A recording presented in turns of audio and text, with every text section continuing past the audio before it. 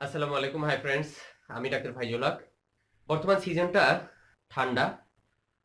অনেকেরই ঠান্ডা, কাশি, সর্দি, হাঁচি। আমারও ঠান্ডা ঠান্ডা লাগতেছে, কেমন যেন একটু ভাব হাঁচি হাঁচি আসতেছে। হ্যাঁ, হাঁচি দিয়েও ফেলতে পারি এমন একটা অবস্থা। তবুও কথা বলছি আপনাদের সাথে। এই সময় ঘরোয়া কিছু পদ্ধতির কথা আপনাদের বলি, যেগুলো এই সিজনে ভালো থাকার জন্য আপনি যে কাজগুলো করতে পারেন, ঠান্ডা থেকে ভালো থাকার জন্য, হাঁচি থেকে ভালো থাকার জন্য, কাশি থেকে ভালো থাকার জন্য যে যে পদক্ষেপগুলো ঘরোয়াভাবে আপনি নিতে পারেন, সেই পদক্ষেপগুলো আমি জানাচ্ছি। তো আশা করি আপনি মন দিয়ে শুনবেন, ঠান্ডায় ভালো থাকবেন। প্রথম হচ্ছে প্রচুর পানি খাবেন। প্রচুর পানি মানে পর্যাপ্ত পানি। সারাদিন প্রচুর পানি মানে ভাত খাওয়া বাদ দিয়ে পানি খাবেন, বিষয়টা তেমন না। পর্যাপ্ত পানি খাবেন। হ্যাঁ, আপনার ঠান্ডার মধ্যে পানির চাহিদা কম হলেও আপনি পানিটা খাবেন বেশি।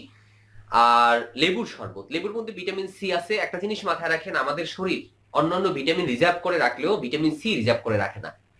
আর গরমে বা তাপে ভিটামিন সি নষ্ট হয়। সো এখানে আমাদের ভিটামিন সিটা একদম পিওর দরকার। লেবুর রস 1 গ্লাস পানির মধ্যে দিন। আপনার যদি ভালো লাগে চিনি দিতে হয় চিনি দিন, শরবত করে খেয়ে ফেলেন সকালে রাতে। প্রতিদিন দরকার একটা করে লেবু খান। অর্ধেক রস সকালে, 1 গ্লাস পানিতে, অর্ধেক রাতে। লেবুর রসের ভিতরে যে ভিটামিন সি আছে রোগ প্রতিরোধ ক্ষমতা বাড়াবে, আপনার অ্যান্টিবডি বাড়াবে, আপনাকে ঠান্ডার সাথে, হাঁচির সাথে, সর্দির সাথে যুদ্ধ করতে বডি ফিট হবে এবং সহায়তা করবে। তো এটা হলো প্রথম আপনার জন্য। তারপরে আমি আরো কয়েকটা আহ, আহ, ঘরোয়া চিকিৎসা পদ্ধতি আপনাদেরকে জানাচ্ছি, যে আপনারা নিজেরা বাসায় বসেই করতে পারেন। বাচ্চাদের ডোজটাও বলে দেব, বড়রাও ফলো করতে পারবেন। ফ্রেন্ডস, বাচ্চাদের যদি এই সমস্যা হয় তাহলে কষ্টের আর সীমা থাকে না।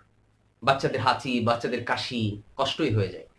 1 কাপ দুধের সাথে 10 ফোঁটা তুলসী পাতার রস, 10 ফোঁটা আদার রস মিশান, বাচ্চাকে খেতে দিন।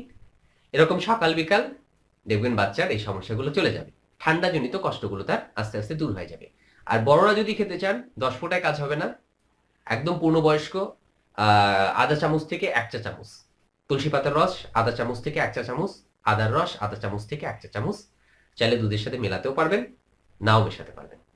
অথবা বাসায় যদি বাসার পাশে যদি কারো বাসক গাছ থাকে, বাসক পাতা থাকে, তাহলে আপনি বাসক পাতার রসও খেতে পারেন। যদি কাশি থাকে কারো, ঠান্ডাজনিত কাশি, খুব ভালো রেজাল্ট আসবে। বাচ্চাদের জন্য 15 ফোঁটা বাসক পাতার রস। বাচ্চা মানে কিন্তু এখানে একদম যে যে বাচ্চাটা জন্মগ্রহণ করছে সে বাচ্চাটা না। অবশ্যই যে বাচ্চার বয়স কমপক্ষে 2-3 মাস বা 4-5 মাস, 6 মাস, তাদের জন্যই এগুলো ব্যবহার করবেন। 1 মাসের নিচে তো একদম না। 15 ফোঁটা। আর 1 মাসের নিচের বাচ্চাকে দিতে হলে, বা 1 মাস থেকে আপনি 6 মাস পর্যন্ত 5 ফোঁটার উপরে যাবেন না। সাধারণত যে বাচ্চাদের বয়স বছরের উপরে, দেখা যায় যে 1 বছর থেকে 5 বছর, তাদের জন্য আপনি এটা ফলো করতে পারেন।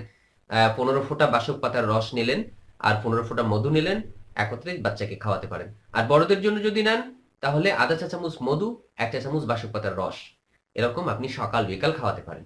এটা মোটামুটি একটা সেফ। বাসক পাতার রস, হোমিও মেডিসিন আছে বাসক পাতা দিয়ে তৈরি, নাম হচ্ছে Justicia. Justicia mother tincture drop আছে বাজারে। অনেকে এগুলো এত ঝামেলা করতে চায় না দেখে বাজার থেকে জাস্টিসিয়া ড্রপ এনে বাচ্চাকে খাওয়ায়। সেফ। বাসক পাতার আপনার আয়ুর্বেদিক মেডিসিন আছে বাসকারিস্ট। অ্যালোপ্যাথিক কোম্পানি একমির একটা ন্যাশনাল মেডিসিন আছে একমি বাসক। এটাও খুব সেফ একটা ড্রাগ। হ্যাঁ, আয়ুর্বেদিক মেডিসিন। তো ফ্রেন্ডস, আপনারা এত ঝামেলায় যদি না যেতে চান, তাহলে এগুলো বাজার থেকে কিনে খেতে পারেন, অবশ্যই ডাক্তারের পরামর্শ মতো। তুলসী পাতা বয়স অনুযায়ী 5 ফোঁটা থেকে 15 ফোঁটা সমপরিমাণ মধুসহ সকাল বিকাল ব্যবহার করতে পারেন। এটাও কাশির জন্য, ঠান্ডার জন্য খুব ভালো রেজাল্ট আসে। অনেক ধন্যবাদ যারা এতক্ষণ আমাদের সাথে ছিলেন। আপনাদের পুরো শীতের সময়টা ভালো কাটুক, ঠান্ডা থেকে আপনারা সেফ থাকেন, ভালো থাকেন। যারা চ্যানেলটি সাবস্ক্রাইব করেননি, সাবস্ক্রাইব করুন, আমাদের সাথে থাকুন। অনেক ধন্যবাদ।